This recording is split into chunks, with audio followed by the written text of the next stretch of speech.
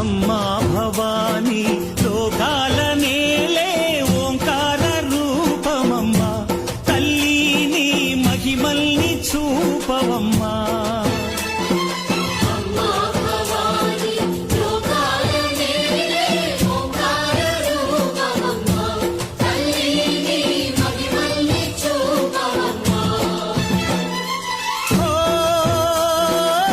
సృష్టికే దీపమా, శక్తికే మూలమా, సింహరథమే నీదమ్మా.